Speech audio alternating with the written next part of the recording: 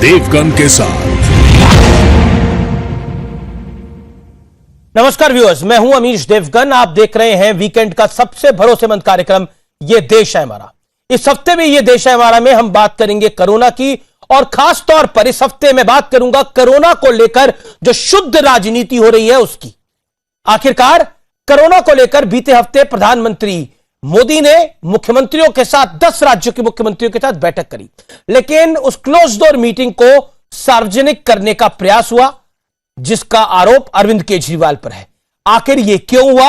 आज आम आदमी पार्टी और बीजेपी के बीच में इस मुद्दे के ऊपर सीधी टक्कर होगी, यानी सीधी बातचीत करेंगे हम। ये देश है हमारा।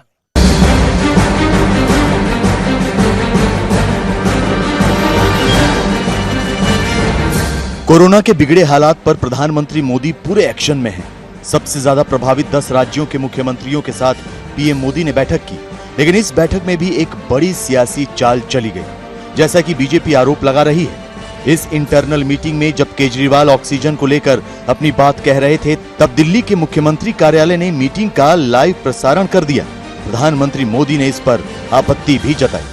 दिल्ली के अंदर बहुत बड़ा ऑक्सीजन का क्राइसिस चल रहा है, जिसमें आपकी मदद चाहिए। आपका आइडिया है ऑक्सीजन एक्सप्रेस शुरू करने का, वो ऑक्सीजन एक्सप्रेस शुरू करके वेस्ट बंगाल और उड़ीसा से हमें ऑक्सीजन दिलवाई जाए। आइडिया नहीं, ऑलरेडी चल रहा है। ये हमारी जो परंपरा है, हमारे जो प्रोटोकॉल है, उसके बहुत खिलाफ हो रहा है कि कोई मुख्यमंत्री ऐसी इन हाउस मीटिंग को लाइव टेलीकास्ट करें। ये उचित नहीं है। सूत्रों के हवाले से खबर आई कि केंद्र सरकार केजरीवाल के रवैये से नाराज है, जिसके बाद दिल्ली के मुख्यमंत्री के कार्यालय ने भी इस पर सफाई दी और कहा कि उन्हें निर्देश नहीं मिला था कि संबोधन को लाइव नहीं करना है। अगर इससे कोई दिक्कत हुई है तो हम खेद प्रकट करते हैं। उधर बीजेपी के संबित पात्रा ने इसे घटिया राजनीति बताते हुए ट्वीट किया कि क्लोज डोर मीटिंग को सार्वजनिक करने के लिए पर्याप्त इंतजाम किए गए ताकि राजनीति में नंबर बढ़ाए जा सके। पिछली बार ऐसी ही इस बैठक में केजरीवाल हंस रहे थे और उबासी ले रहे थे। सूत्रों का यह भी दावा है कि केंद्र सरकार ने दिल्ली की जनता को राहत के लिए कई बड़े कदम उठाए, इसके बावजूद केजरीवाल सरकार फेल साबित हुई है। पीएम केयर्स फंड से डीआरडीओ ने दिल्ली में 500 बेड तैयार किया है। 19 अप्रैल से 250 बेड उपलब्ध हो चुके हैं। गृह मंत्रालय ने पर्याप्त मेडिकल स्टाफ दिए हैं। केंद्र सरकार के अस्पतालों में बेड बढ़ाए गए हैं। लेकिन आज सबसे बड़ा सवाल यह है कि क्या वाकई महामारी में भी सियासी अवसर खोजा जा रहा है? और अब वक्त है विश्लेषण का। 700 पर सियासत का विश्लेषण सुनिए। हाई लेवल बैठकों में कई संवेदनशील बातें होती हैं। बैठक में हुई हर बात को सार्वजनिक नहीं किया जाता। केजरीवाल ने प्राइम मिनिस्टर ऑफिस को बताए बिना लाइव प्रसारण किया। केजरीवाल के अलावा किसी दूसरे सीएम ने लाइव प्रसारण नहीं किया। बैठक के बाद मुख्यमंत्री प्रेस कॉन्फ्रेंस कर सकते हैं, प्रेस नोट जारी हो सकता है, लेकिन किसी बैठक को प्रधानमंत्री कार्यालय के साथ जो बैठक हो रही है उसको लाइव प्रसारण करना उचित नहीं माना जाता। प्रोटोकॉल तोड़कर चेहरा बचाने की कोशिश में थे क्या केजरीवाल? केजरीवाल क्या एक मैसेज देना चाहते थे? देखिए, मैंने प्रधानमंत्री के सामने अपनी बातों को रख दिया है, अब प्रधानमंत्री के ऊपर है। क्या पल्ला झाड़ना चाह रहे थे?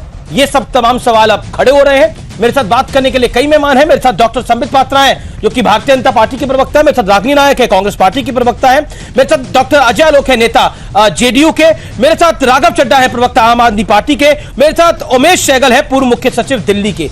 मैं सबसे पहले सहगल साहब आपसे शुरुआत करता हूं और आप ही से मैं दो टूक जानना चाहता हूं। देखिए, मैं नेताओं को बीच में लेकर आऊंगा तो सियासत तो जरूर होगी, लेकिन मैं आपसे जानना चाहता हूं, प्रधानमंत्री कार्यालय और मुख्यमंत्री कार्यालय के बीच में, प्रधानमंत्रियों और मुख्यमंत्रियों के बीच में चर्चाएं होती हैं और वो चर्चा जनता को लेकर ही होती है, इसमें कोई दो राय नहीं है, लेकिन क्या सार्वजनिक ऐसे की जाती है? मैं आपसे जानने की कोशिश कर रहा हूं।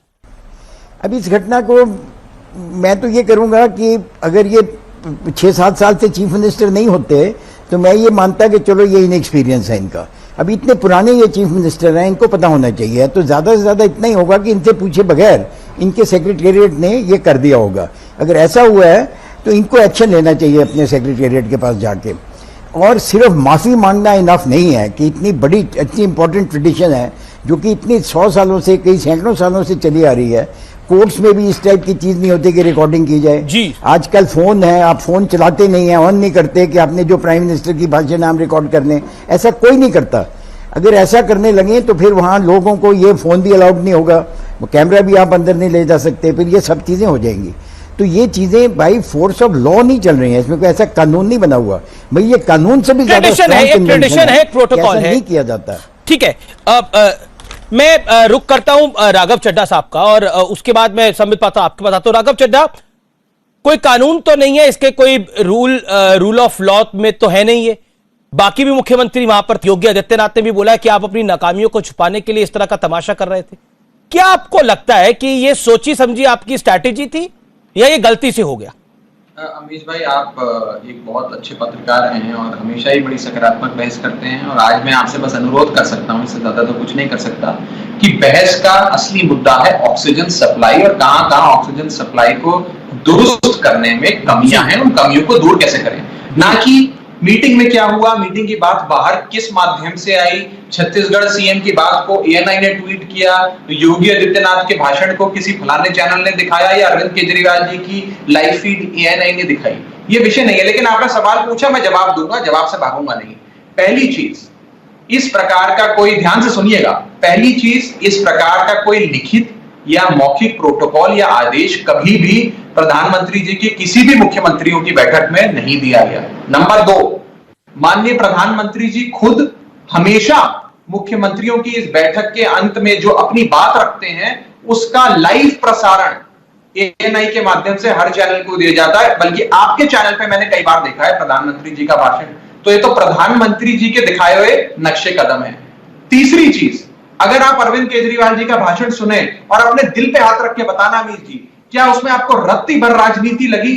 एक मुख्यमंत्री अपनी 2 करोड़ की आबादी वाले प्रदेश के लिए झोली फैलाकर अपने देश के प्रधानमंत्री, बड़े भाई और छोटा भाई, एक बड़े भाई से मदद मांग रहा है और कह रहा है कि मुझे ऑक्सीजन दे दो, मेरे अस्पतालों में ऑक्सीजन खत्म हो रही है, लोग मरने की कगार पर आ गए हैं, अन्य राज्य ऑक्सीजन सप्लाई रोक रहे हैं, आपके एक फोन से ऑक्सीजन की सप्लाई आ जाएगी। मेरा चौथा पॉइंट, जी राघव, आप चौथा पॉइंट बोलिए। प्रोटोकॉल इस समय अमीश भाई सबसे बड़ा प्रोटोकॉल है राजधर्म। राजधर्म से ज्यादा बड़ा कोई प्रोटोकॉल नहीं है।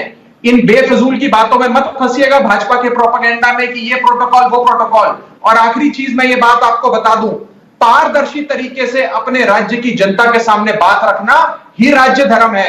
हर मुख्यमंत्री को यह करना चाहिए। बिल्कुल सही बात आप कह रहे हैं कि पारदर्शी तरीके से जनता की बात को रखना। राघव जी मैं बिल्कुल आपको मौका दे रहा हूं, लेकिन आप कह रहे हैं, आपकी बातों से सुन के लग रहा है कि जो कुछ किया गया वो सोच समझ के किया गया, आप लोग चाहते थे ऐसा हो। मैं तो खेद व्यक्त कर रहा हूं अमीश भाई, पर ये खेद व्यक्त करने का तरीका क्या? और आपको क्या लगता है वहां पे जो बाकी 10 मुख्यमंत्री थे, चाहे उद्धव ठाकरे थे, चाहे वहां पर बाकी कांग्रेस शासित राज्यों के मुख्यमंत्री वहां बैठक में बैठे थे, क्या वो अपने राज्यों के लिए प्रतिबद्ध नहीं है? क्या योगी आदित्यनाथ अपने राज्य के लिए प्रतिबद्ध नहीं है? पॉइंट इस समय ये है, पॉइंट इस समय ये है। और आप कह रहे हैं कि अगर बैठक सार्वजनिक हो भी गई तो इसमें कोई तकलीफ नहीं है। बिल्कुल कोई तकलीफ नहीं है। आप मुझे बताइए, इससे पहले कोविड को लेकर मुख्यमंत्री अरविंद केजरीवाल ने कितनी बैठकें करी और जो उन्होंने सार्वजनिक करी, जो वो लाइव कर रहे थे बैठकें, जिसके अंदर उनका चीफ सेक्रेटरी बैठ रहा था, जहां पे वो बैठा था। सिंपल है। तो ये सवाल खड़ा होगा। मैं जवाब दे देता हूं, बिल्कुल दीजिए। देखिए, इस समय आप ये बात कैसे बाहर आई, प्रेस कॉन्फ्रेंस करी कि प्रेस रिलीज दी कि वीडियो बाहर आ गया, अगर ये आपके लिए सबसे बड़ा विषय है तो मुझे बड़ा दुख होता है, क्योंकि सबसे बड़ा विषय इस समय ऑक्सीजन सप्लाई होना चाहिए अमीश भाई, और आप ये जिम्मेदार व्यक्ति हैं, जिम्मेदार एंकर हैं, आप ये बात समझते हैं।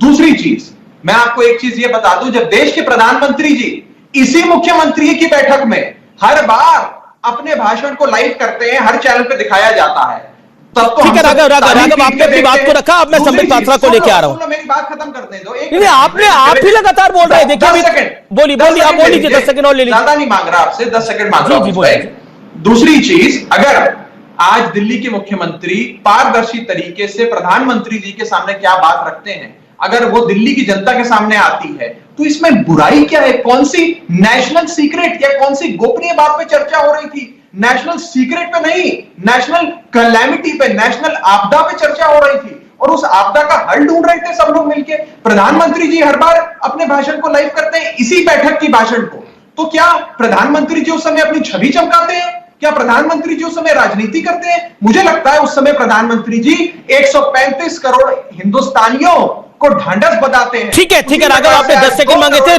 30 सेकंड ले लिए मुझसे।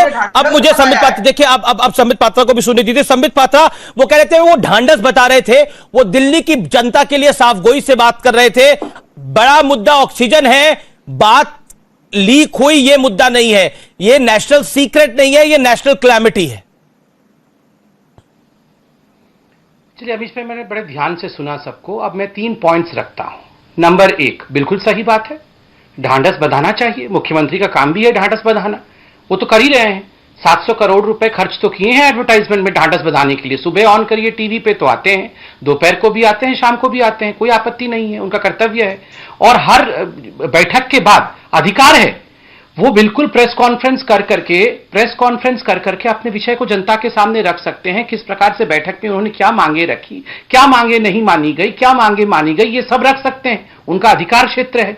जहां तक ये कहते हैं कि प्रधानमंत्री जी भी तो अपनी बातों को लाइव टेलीकास्ट करवाते हैं, बिल्कुल लाइव टेलीकास्ट आपकी भी बातें होती है, प्रधानमंत्री जी की भी होती है, मगर सर्व अनुमति से पहले मीडिया को एक नोट जाता है कि फोटो अपॉर्चुनिटी के लिए हम इतने मिनट या इतने सेकंड देंगे, उतना ही आप दिखा सकते हैं। ये एक परंपरा 70 वर्षों से, जब से देश आजाद हुआ है, ये किसी भी मीटिंग की ये परंपरा है, उस परंपरा को हर कोई फॉलो करता है। मगर आपने बतौर मुख्यमंत्री, जबकि बाकी मुख्यमंत्री मौजूद थे, आपने केवल अपने पोर्शन को, और क्यों आप समझिएगा, जो दूसरा पॉइंट में बता रहा हूं, नियत, इसके पीछे नियत क्या था? टोपी ट्रांसफर कर देना मुझसे ना हो पाएगा जी। देखो जी, मैंने तो हाथ जोड़ के मांग लिया, ऑक्सीजन दे दो, मेरे पास नहीं है, बेड मेरे पास नहीं है, दे दो। अब मेरा काम समाप्त हो गया, दिल्ली वाले देख लो, मैंने सब प्रधानमंत्री जी को कह दिया है, अब प्रधानमंत्री जाने और आप जाने।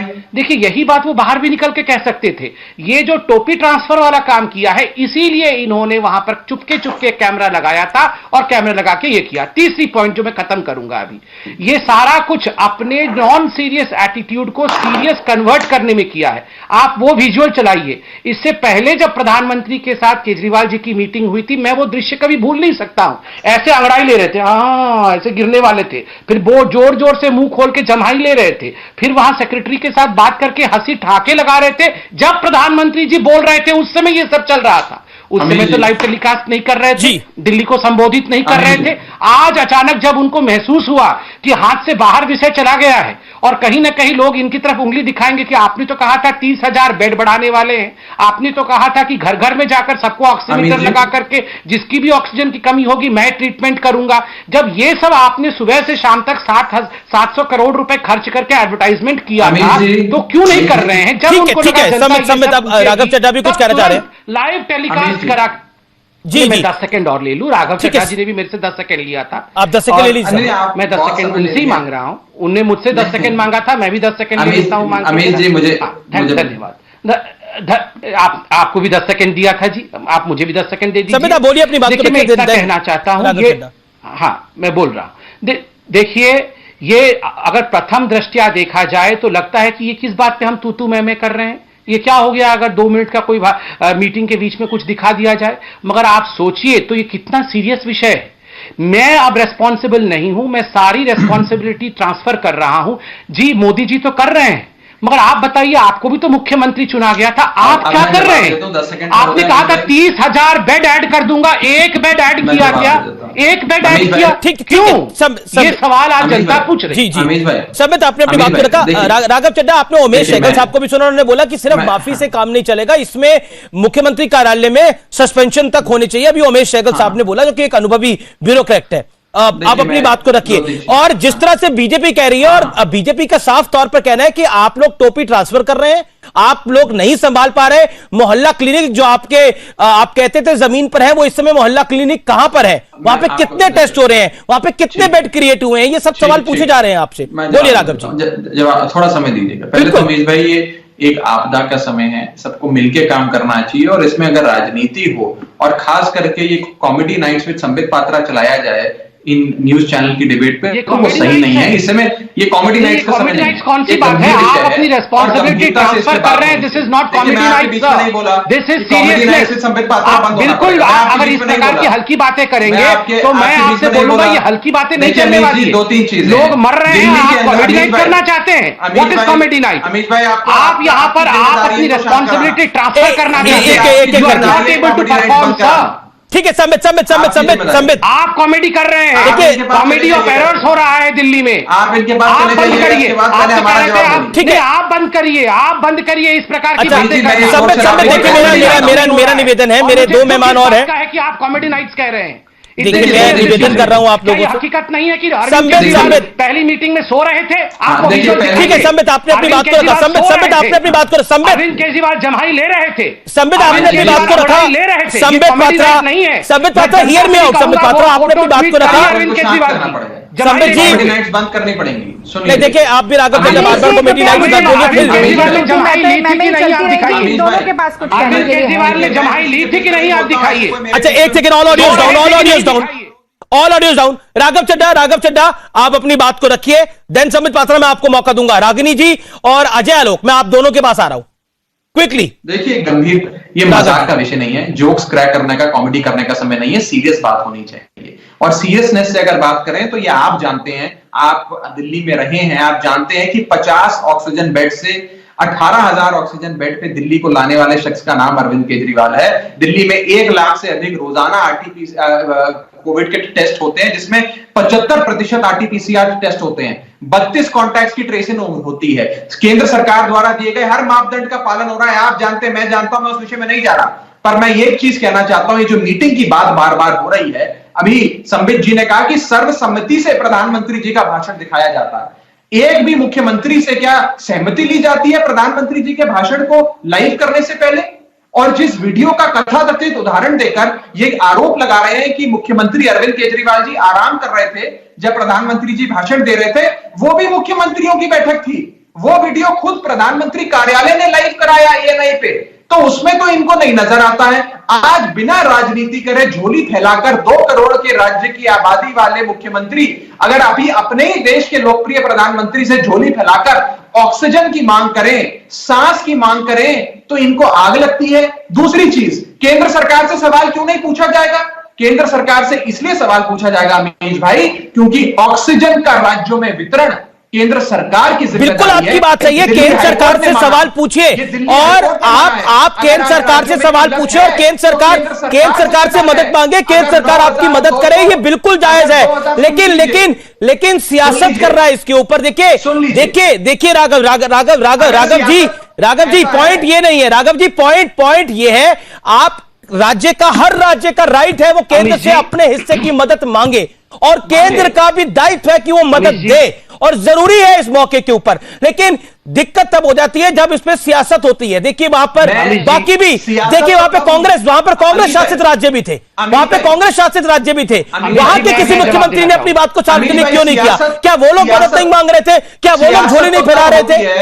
अमीश भाई, सियासत तो तब हो अगर मैं संबित भाई पे आरोप लगाऊं कि देश के प्रधानमंत्री और गृह मंत्री बंगाल में 10-10 लाख लोगों की जनसभा को संबोधित कर रहे थे, जब 2 लाख लोग रोज भारत देश में संक्रमित हो रहे थे और हजारों लोग रोज। ठीक है, मैं संबित का जवाब देता हूं, देन रागिनी नायक है नजर Alok. Okay Sambit, response to this. Okay Sambit Patra फैलाकर दिल्ली वालों के लिए संबित तो अमीश मैं जवाब देता हूं। संबित जी ठीक है, राघव जी आपने बात रखा और कोई किसी के बीच में ना बोले, ये मेरा निवेदन है। Sambit Patra 50 second quick reply.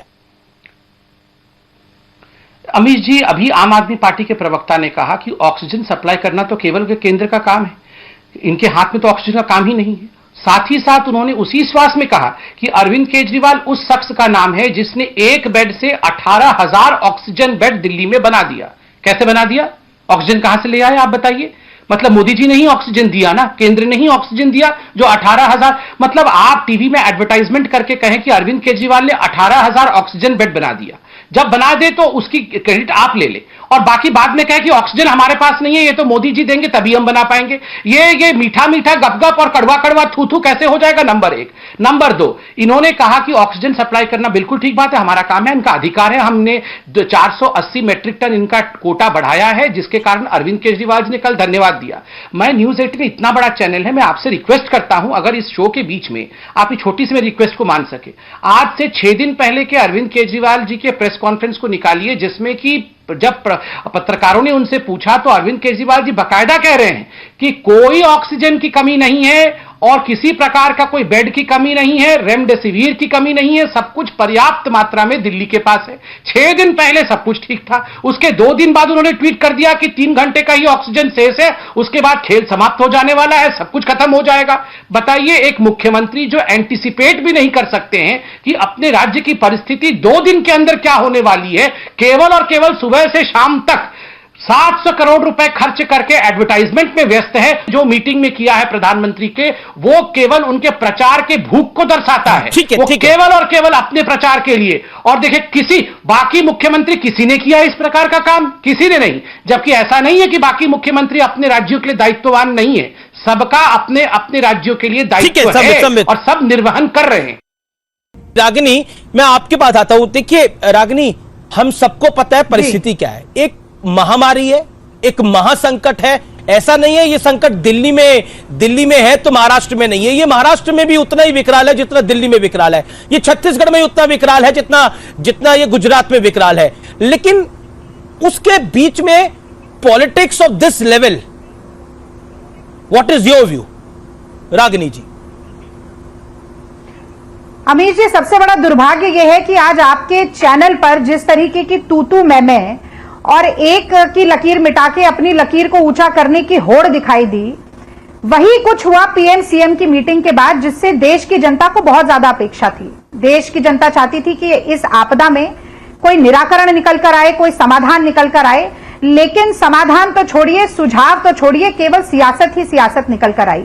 आपने देश की परिस्थिति की बात की तो मुझे कहना पड़ेगा कि चिरागों के बदले चिता जल रही है, नया है जमाना, नई रोशनी है। तो देखिए, जो न्यू इंडिया बनाया गया है मोदी जी के राज में, उसमें विश्व गुरु हम बन गए हैं कोरोना में।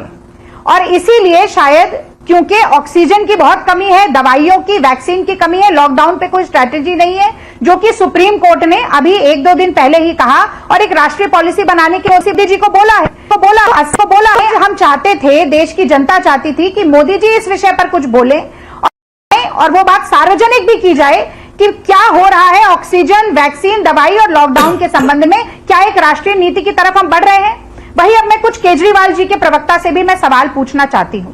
आप देखिए, कांग्रेस पार्टी ने लिखित रूप में कई बार यह मांग की है कि दिल्ली के मुख्यमंत्री और एलजी के बीच में जो मीटिंग होती है दिल्ली के कुप्रबंधन और कुप्रशासन को लेकर, वो सार्वजनिक की जाए। लेकिन आज तक वो कोई मीटिंग सार्वजनिक नहीं हुई। क्या ऑक्सीजन का हाल है? एक आरटीआई हुई थी, दिल्ली एनएसयूआई के अध्यक्ष अक्षय लाकड़ा ने की थी, जिसमें यह बताया गया कि 2015 से लेकर 2019 तक 40,000 अस्पताल में नए बेड लगाने का इन्होंने वादा किया था, ये केवल 394 बेड लगा पाए। उसी आरटीआई में यह भी पता चला कि मोहल्ला क्लिनिक जो है उसमें दवाइयों का वितरण नहीं। आज दिल्ली की जनता चाहती थी कि मुख्यमंत्री ये बोलते, हाथ जोड़ के असहाय होने के दिखने के बजाय ये बताते कि कितने आरटीपीसीआर टेस्ट हो रहे हैं दिल्ली के मोहल्ला क्लिनिक में, ये बताते कितनी रेमडेसिविर बटी है दिल्ली के मोहल्ला क्लिनिक से, ये बताते कि दिल्ली ने कितने नए ऑक्सीजन प्लांट लगाए हैं। लेकिन ये कुछ बताया नहीं गया और मुझे बड़ा दुख है अमीश जी कि हुआ क्या। एक है प्रचार मंत्री, जो एक मुख्यमंत्री ऐसे हैं जो कि 556 करोड़ रुपया प्रचार में खर्चते हैं 1 साल में, और एक है आत्ममुग्ध प्रधानमंत्री, और दोनों केवल इस बात में लगे थे कि कौन किसको अपने से 19 साबित कर दे। दिल्ली की जनता, देश की जनता के लिए कौन सा सुझाव इस मीटिंग से निकल कर आया, मैं जानना चाहती हूं। आज नक्शे कदम पे चलने की बात राघव चड्ढा कर रहे हैं, तो मुझे बता दें कि मोदी जी जो आपदा में अवसर खोजते हैं, क्या उन्हीं के नक्शे कदम पे चल के केजरीवाल जी भी आज आपदा में अवसर खोज रहे थे? और राजधर्म का पाठ मोदी जी को तो पढ़ा दिया अटल बिहारी वाजपेयी जी ने, आप क्यों नहीं राजधर्म निभाते? ठीक है, पहले राघव चड्ढा, फिर संबित पात्रा। ठीक है राघव जी, वो हाथ जोड़कर भीख मांगते हुए नजर आए और अपनी असहायता दिखाएं, बजाय इसके कि ये बताएं कि उन्होंने दिल्ली की जनता के लिए किया क्या है अब तक। मैं राघव चड्ढा 2 बातों पर आपका ध्यान लेके आना चाहता हूं। बैठक के अंदर 2 चीजें ऐसी हुई कि सीएम द्वारा कहा गया कि एयरलिफ्ट करानी चाहिए, जबकि एयरलिफ्ट हो रही है, प्रधानमंत्री ने भी इसका जवाब दिया। उसके बाद कोविड माफ करिए ऑक्सीजन एक्सप्रेस चले, जो प्रधानमंत्री ने बोला वो चल रही है और ऑक्सीजन पहुंचा रही है। यानी केंद्र जो काम कर रहे हैं, जो कि सार्वजनिक तौर पर मीडिया में भी आ रहे हैं, उसकी जानकारी सीएम पे नहीं थी, ये भी बीजेपी आरोप लगा रही है। और इस पर आप क्या कहना चाहते हैं? जो ऑलरेडी हमें पता है कि एयरलिफ्ट आज सुबह से एयरफोर्स कर रही है, कल भी एयरफोर्स ने एयरलिफ्ट करा है, व्हाट इज योर व्यू? यानी शुक्रवार को भी करा है और गुरुवार को भी किया। देखिए, दो तीन चीजें। पहली बात है कि मुख्यमंत्री जी ने एयरलिफ्ट की बात नहीं करी थी, एक्सप्रेस की बात करी थी, और ये कहा था कि वो दिल्ली तक भी आए। अन्य राज्यों में जरूर जा रही है ट्रेन के माध्यम से, लेकिन रेल के माध्यम से दिल्ली तक भी ऑक्सीजन आए, क्योंकि जो दिल्ली का कोटा 378 मेट्रिक टन से बढ़ाकर 480 मेट्रिक टन ऑक्सीजन का किया गया है, लगभग 100 मेट्रिक टन बढ़ाया गया है अमीश भाई।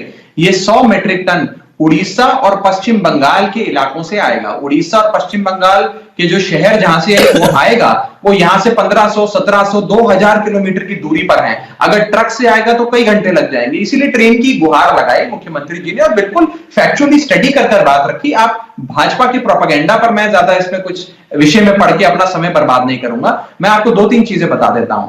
पहली चीज तो यह है कि जहां तक नहीं, पर ऑक्सीजन एक्सप्रेस पे केजरीवाल जी बोले थे, नहीं बोले थे?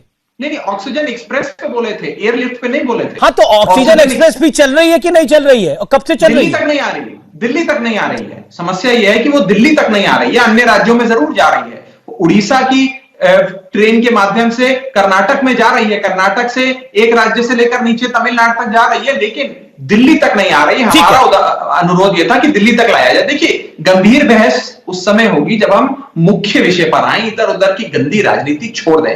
अगर आज एक प्रदेश के मुख्यमंत्री अपने प्रदेश की जनता की सांसों की रक्षा करने के लिए, उनके लिए ऑक्सीजन को हासिल करने के लिए प्रधानमंत्री के सामने हाथ जोड़े, गिड़गिड़ाएं, झोली फैलाएं, तो उससे कोई बड़ा छोटा नहीं हो जाता। अगर हम दिल्ली वालों के लिए हमें हाथ जोड़ने पड़ेंगे तो हम हाथ जोड़ेंगे।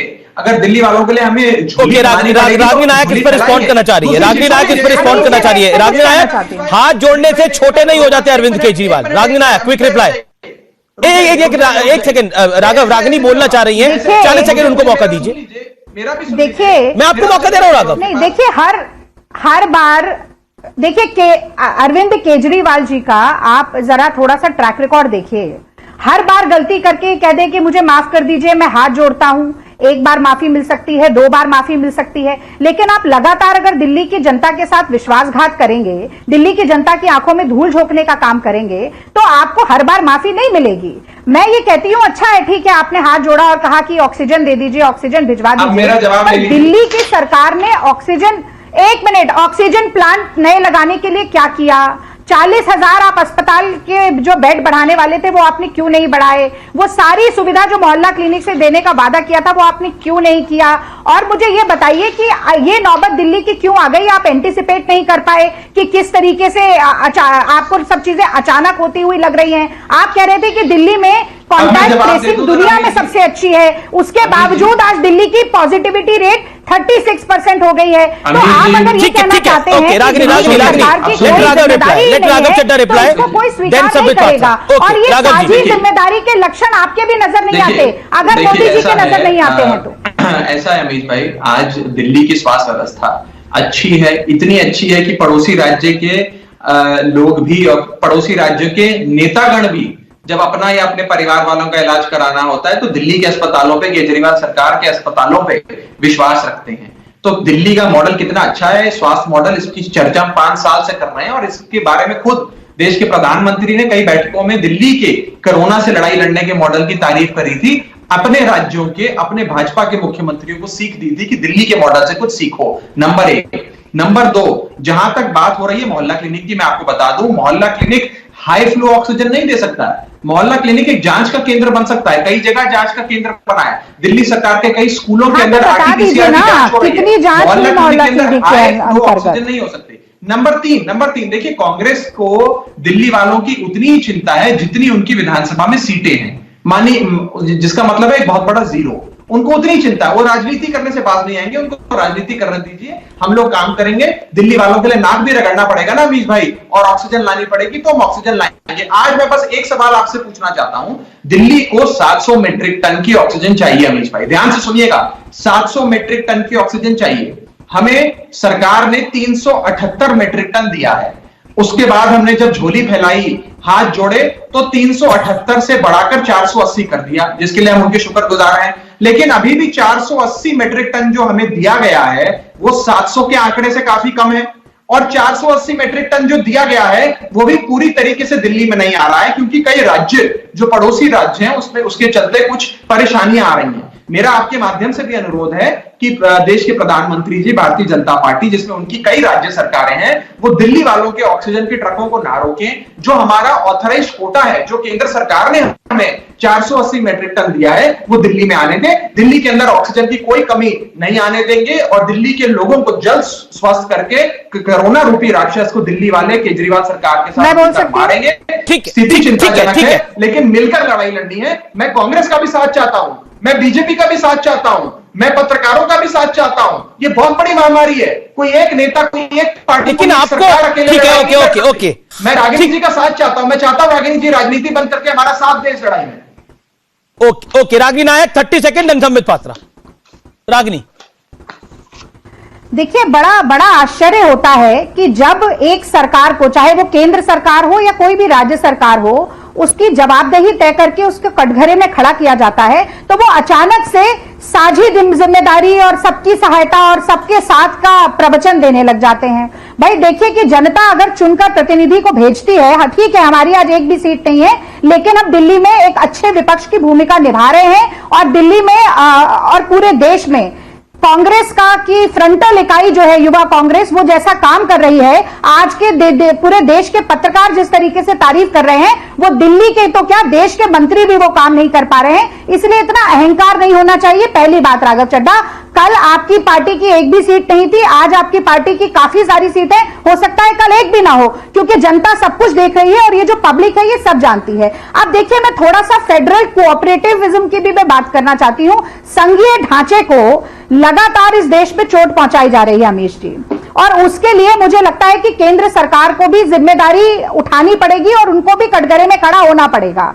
आप देखिए, पीयूष गोयल क्या कहते हैं, केंद्रीय मंत्री हैं, वो कहते हैं कि राज्य अपनी हैसियत के हिसाब से ऑक्सीजन मांगे, कुछ बहुत छोटे राज्य बहुत ज्यादा ऑक्सीजन मांग रहे हैं, और ऐसा वक्तव्य तब आता है, संवेदनहीन वक्तव्य, जब आप देख रहे हैं कि एक एक अस्पताल में सैकड़ों मौत हो रही है ऑक्सीजन ना मिलने की वजह से। एक मिनट रुक जाइए। और नरेंद्र मोदी जी लगातार, इकलौते ऐसे प्रधानमंत्री होंगे आज तक भारत के इतिहास में जो संघीय ढांचे पर लगातार वार पे वार करते जा रहे हैं, और उसके बाद हमेशा गेंद दूसरे पाले में फेंकते हैं। अब दिल्ली की समस्या यह है कि दिल्ली केंद्र शासित राज्य है, दिल्ली में जब तक साझी जिम्मेदारी नहीं होगी तब तक दिल्ली ठीक से काम कर नहीं पाएगी। और जब से केजरीवाल जी की सरकार आई है, हम लगातार ये देख रहे हैं कि एक मसले पर ये नूरा कुश्ती चलती ही जा रही है, कोई समाधान निकल कर नहीं आ रहा। इन दोनों बड़े दलों के लिए जरूरी यह था कि प्रोटोकॉल फॉलो हो जाए, बहुत बड़ा गूढ़ रहस्य बाहर ना निकल के आ जाए, या मेरी छवि दिख जाए हाथ जोड़े हुए कि मैं तो नतमस्तक हूं जनता के लिए। लेकिन जनता की समस्या का समाधान कैसे होगा, को मैं लेके आना चाहता हूं, उमेश सहगल भी इंतजार कर रहे हैं,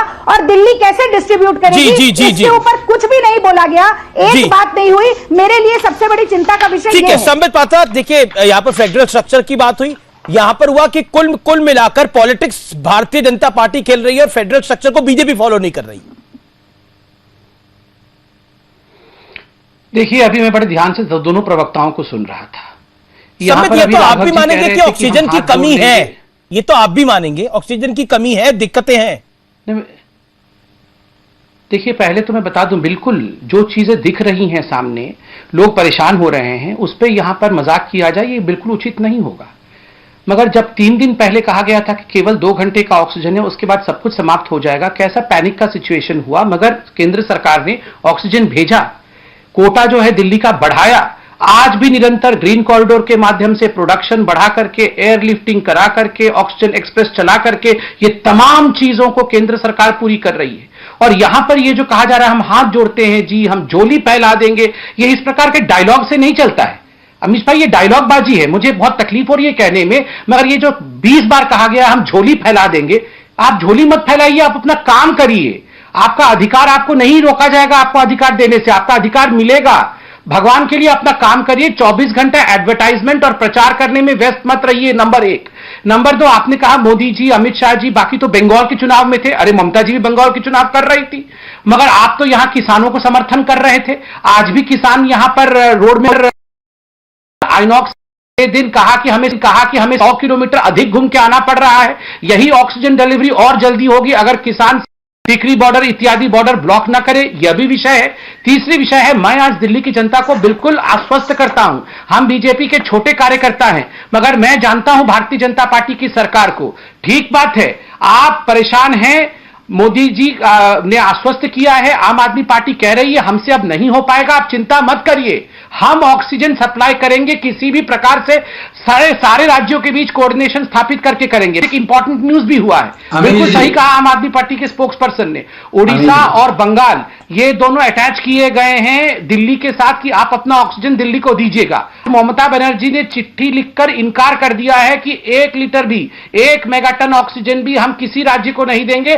सारा ऑक्सीजन पहले बंगाल में खपत होगा, उसके बाद किसी और राज्य में जा सकता है। एक शब्द तो ममता जी के विषय में नहीं कहा। यहां पर अटैक आप हरियाणा को कर रहे हैं, यहां आप अटैक उत्तर प्रदेश को कर रहे हैं, मगर ममता जी को लेकर आप पूरी तरह से चुप है। मैं यहां जनता के भला के लिए कि केंद्र सरकार ने क्या किया है दिल्ली के लिए, यह बहुत पॉजिटिव विषय है, यह जानना चाहिए जनता को। केंद्र सरकार ने जब अरविंद केजरीवाल जी ने कहा कि उसके बाद डीआरडीओ के अमित जी, मैंने बहुत, आपने भी लंबा ही बोला था राघव जी, आपने भी लंबा ही बोला था, उनको 30 सेकंड और ले लीजिए, फिर आप मुझे ये कंप्लीट करने दिया जाए। अमित जी, मैं बहुत महत्वपूर्ण चीजें बता रहा हूं, मुझे ये चीज कंप्लीट करने दिया जाए। देखिए, जब अरविंद जी ने कहा कि मुझसे ना हो पाएगा, उसके बाद केंद्र सरकार ने यथाशीघ्र डीआरडीओ के 500 बेड वाला सरदार वल्लभ भाई पटेल जो फैसिलिटी है वो निर्माण कराया। 250 बेड्स इसमें से ऑक्सीजनेटेड बेड ये अभी कार्यरत हैं। मंगलवार से आप देखिएगा बाकी 250 बेड भी कार्यरत हो जाएंगे। अरविंद केजरीवाल जी के सरेंडर के पश्चात तुरंत मेडिकल फैटर्निटी और paramedical staff ministry of home affair द्वारा भेजे गए हैं इन 500 बेडेड हॉस्पिटल के लिए। सेंट्रल गवर्नमेंट की जो कैपेसिटी थी आज से पहले, अर्थात इस सर्ज से पहले 1090 बेड की दिल्ली के तमाम सेंट्रल गवर्नमेंट हॉस्पिटल को, उसको पहले बढ़ाकर प्रथम चरण में 3800 बेड, जिसमें कि 480 आईसीयू बेड थे, वो किया गया। अब बढ़ाकर के 4160 बेड, जिसमें कि 730 बेड आईसीयू का है, ये किया गया। दिल्ली के ऑक्सीजन को 378 से बढ़ाकर 480 मेट्रिक टन किया गया। अंत में मैं कहना चाहूंगा, रागिनी जी ने गलत कहा कि पीयूष गोयल जी ने कहा कि छोटे राज्य कम ऑक्सीजन इस्तेमाल करें, बिल्कुल नहीं। पीयूष जी ने एक शब्द इस्तेमाल किया था, रैशनलाइजेशन, जो कि तमाम राज्यों के मुख्यमंत्रियों ने और हेल्थ मिनिस्टर ने इस शब्द का इस्तेमाल किया है, rationalization of oxygen. Rationalization of oxygen Maharashtra के मुख्यमंत्री भी बोल रहे हैं कि we have to rationally use our oxygen. वहां के हेल्थ मिनिस्टर भी कह रहे हैं रैशनलाइजेशन ऑफ ऑक्सीजन। तो इस प्रकार की झूठी बातें वो कम इस्तेमाल करे, ऐसा पीयूष जी ने कतई नहीं कहा। ठीक है रागिनी, राघव आपके पास आ रहा हूं। रागिनी कुछ कहना चाह रही है, फिर मैं आप ही के पास आता हूं। रागिनी नायक, देखिए, मुझे लगता है अगर रैशनलाइजेशन की बात होगी तो संबित पात्रा जी को अपना पूरा वक्तव्य आज जो आपके चैनल पे दिया है उसे रैशनलाइज करना पड़ेगा। देखिए, तुलसीदास जी ने एक बात कही है, मुखिया मुख सो चाहिए, खान पान सब एक, पाले पोसे सकल अंग तुलसी सहित विवेक। यानी कि जो नेता है ना देश का, वो ऐसा होना चाहिए कि उसके नेतृत्व में हर राज्य की समान रूप से सेवा हो सके, हर राज्य समान रूप से आगे बढ़ सके। सबसे ज्यादा रैशनलाइज तो करिए आप उस नारे को, सबका साथ सबका विकास, क्योंकि ये आपकी ही रणनीति ऐसी रही है कि गुजरात की जनसंख्या महाराष्ट्र से आधी है, पर जितनी वैक्सीन आप गुजरात को दिए उतनी ही वैक्सीन आप महाराष्ट्र को दिए, क्योंकि आप ये दिखाना, क्योंकि फितरत ही ऐसी है। अब आप चाहते तो हरियाणा से ये कहा जा सकता था, बीच में मत बोलिए, हरियाणा से कहा जा सकता था कि जो ऑक्सीजन के टैंकर रोके हुए हैं विज साहब जिस पर लगातार बयानबाजी कर रहे हैं, उन टैंकर्स को रिलीज कर दिया जाए। पर आप किसी भाजपा शासित प्रदेश से नहीं कहेंगे कि ऑक्सीजन भेजो दिल्ली को। आप ऐसी सरकारों से कहेंगे जिन पर आपका कोई बस नहीं चलता है, क्योंकि जब वो मना कर देंगी तो आप कहेंगे अब आप जाइए, दिल्ली की सरकार जाए और जाकर उन लोगों से बात कर ले। तो आपकी नियत में ही खोट है। जब पूरे देश में डिजास्टर मैनेजमेंट एक्ट लगा है तो देश को कोरोना से बचाने की पहली जिम्मेदारी आपने दिल्ली की सरकार को फंसा दिया है, मतलब लेकिन रागिनी आप भी मान रही है कि बंगाल की सरकार, बंगाल में जो मौजूदा मुख्यमंत्री है वो चीज वो नहीं करेंगी जो आवश्यकता है, और महाराष्ट्र की सरकार भी वो चीज नहीं करेगी जो आवश्यकता है। आप ये मान रही है बात को रागिनी? 1 सेकंड संबित। महाराष्ट्र ने देश में सबसे ज्यादा लोगों को वैक्सीनेट किया है अभी तक, सबसे ज्यादा फ्रंटलाइन वर्कर्स को, सबसे ज्यादा हेल्थ वर्कर्स को। आप पूछिए, आपके बिहार के प्रवक्ता अभी तक आए नहीं, बिहार में कितने लोगों को वैक्सीनेट कर पाए? 50 लाख से ज्यादा आंकड़ा नहीं पहुंचा। ठीक है, संबित जवाब में बोलकर आए कि संबित जवाब राघव चड्ढा वैक्सीन का दाम, ठीक है रागिनी आपने बोल दिया, रागिनी आपने बोल दिया, आपका इंतजार करा, राघव भी इंतजार करे, संबित भी इंतजार करे। ओके रागिनी जी मेरा निवेदन स्वीकार कर लीजिए। के रूप में उभर कर आए हैं। जी संबित जी। अमित जी, इन्होंने कहा कि नेता हो तो राहुल गांधी जैसा हो, जो सबको समान दृष्टि से देखता हो। आप बताइए, सबसे ज्यादा आलोचना करने का काम, सबसे ज्यादा भारतवर्ष को नीचा दिखाने का काम। अमित जी, मैं तो बीच में नहीं, आप चुप करिए, बीच में मत बोलिए, चुप हो जाइए, बीच में मत बोलिए। अमित जी आप देखिए, अमित जी मैं तो इनके बीच में नहीं बोलता हूं, कृपया करके। Thank you. देखिए, इन्होंने कहा नेता हो तो राहुल गांधी जैसा हो। जिस प्रकार की राजनीति राहुल जी और गांधी परिवार ने गिद्ध पॉलिटिक्स किया है इस पूरे में, वो हमने देखा है। वैक्सीन को लेकर यही गांधी फैमिली जिस प्रकार की अपभ्रंशताएं फैलाई है कि ये वैक्सीन पानी है, ये वैक्सीन नहीं। 3 राज्यों के मुख्यमंत्रियों ने, पंजाब के, छत्तीसगढ़ के, राजस्थान के मुख्यमंत्रियों ने बतौर चिट्ठी जारी करके बताया कि हम कोवैक्सीन अपने राज्यों में घुसने नहीं देंगे। और आज इनकी बात सुनिए कि हमने सबसे ज्यादा वैक्सीनेट कर दिया। इनके जिस प्रकार का इर्रेस्पॉन्सिबल बिहेवियर रहा आज नहीं, महाराष्ट्र में भी तो इसी प्रकार की बातें हुई। महाराष्ट्र में क्या क्या बातें नहीं हुई वैक्सीन को लेकर।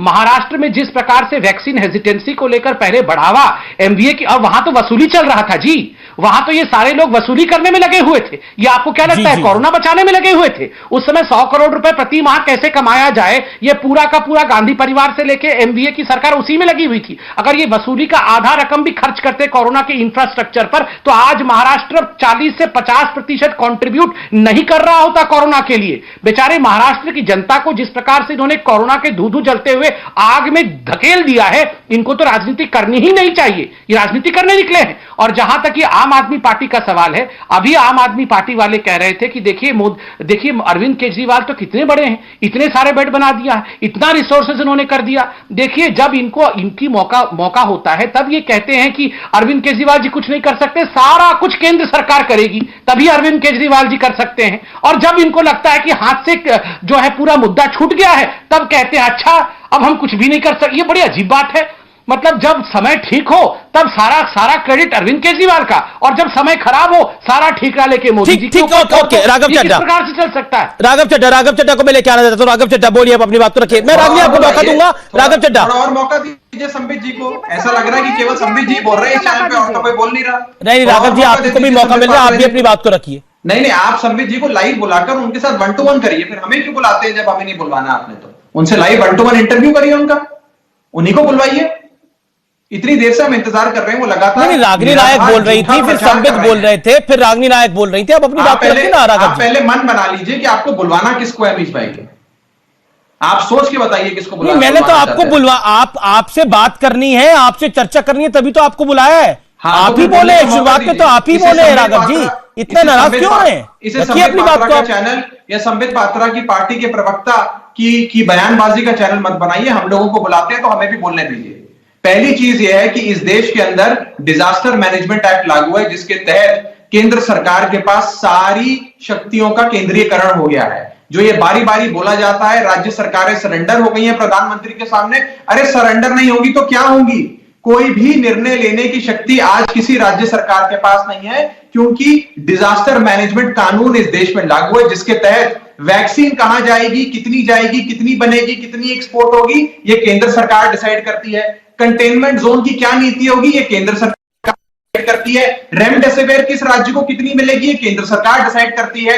ऑक्सीजन लेकिन कंटेनमेंट जोन की रिस्पॉन्सिबिलिटी तो अब राज्य सरकारों की डाल दी गई है। उसकी नीति बनाने की, कंटेनमेंट जोन जमीन पे जाके बनाने की राज्य सरकार की जिम्मेदारी है, लेकिन उसकी क्या ढांचा और नीति होगी वो राज्य सरकार डिसाइड नहीं करती है, वो केंद्र सरकार डिसाइड करती है। जरा मेरी बात सुन लीजिए, जैसे आपने संबित जी को नहीं रोका, मुझे पूरा विश्वास है मुझे भी नहीं रोका। आपको कोई रोक नहीं, आप अपनी बात को रखिए। अब सुनिए, जब ये सारी भूमिका बना रहे हैं, केंद्र सरकार में लीन है, जब केंद्र सरकार ये ऑल पावरफुल है, तो अगर राज्य सरकार और मुख्यमंत्री अपने प्रधानमंत्री की ओर नहीं देखेंगे, उनकी ओर झोली नहीं फैलाएंगे, तो किसकी ओर फैलाएंगे? अगर देश के यशस्वी प्रधानमंत्री जिनको इतने लोग वोट देते हैं, अगर वो कोरोना मैनेजमेंट, चुनावी मैनेजमेंट करेंगे, रैलियों में मास्क नहीं पहनेंगे, लेकिन कैमरे के सामने वर्चुअल मीटिंग में मास्क पहनेंगे, तो लोग सवाल नहीं खड़ा करेंगे क्या आज ये सवाल नहीं खड़ा होता कि अगर 6.5 करोड़ वैक्सीन जो इन लोगों ने एक्सपोर्ट कर बचाने वाली सुरक्षा कवच दिल्ली वालों को पहना देते तो दिल्ली में एक भी मौत नहीं होती? क्यों एक्सपोर्ट करी? ऑक्सीजन की कमी आज की जो बात हो रही है, 9,224 मेट्रिक टन अमीश भाई हिंदुस्तान ने एक्सपोर्ट कर दिया ऑक्सीजन। अरे प्रधानमंत्री के ऊपर आक्षेप लगे हैं, मुझे उत्तर देना है। इस महामारी के साल में ऑक्सीजन बचा में पहुंचानी चाहिए। इंडस्ट्रियल ऑक्सीजन को आप कह रहे हैं कि ऑक्सीजन एक्सपोर्ट मुझे उत्तर देना चाहूंगा। यहाँ ये गलत है, मुझे बोलने दीजिए, मेरे को मत रोकिए। बोलिए आप 15 सेकंड अपनी बात को और रखिए। बात होती है, अगर राजनीति की बात होती है तो हम भी ये बोलेंगे कि केंद्र सरकार ने कितने बेड बनाए हैं दिल्ली में, एमसीडी के अस्पतालों ने कितने बेड लगाए दिल्ली में, सारी जिम्मेदारी अरविंद केजरीवाल निभाते हैं और उस अरविंद केजरीवाल को अब शक्तिहीन करने में लगे हैं, उस अरविंद केजरीवाल की शक्तियां छीनने में लगे हैं। एक लौता मुख्यमंत्री जो पारदर्शी तरीके से रोज अपनी जनता को ठीक है। फिलहाल ये देश है हमारा में इतना ही। आप देखते रहिए न्यूज 18। लेकिन लाख टके की बात यही है कि सियासत के मौके और भी आएंगे, लेकिन लोगों की सांसें, श्वास बेहद आवश्यक है। नमस्कार।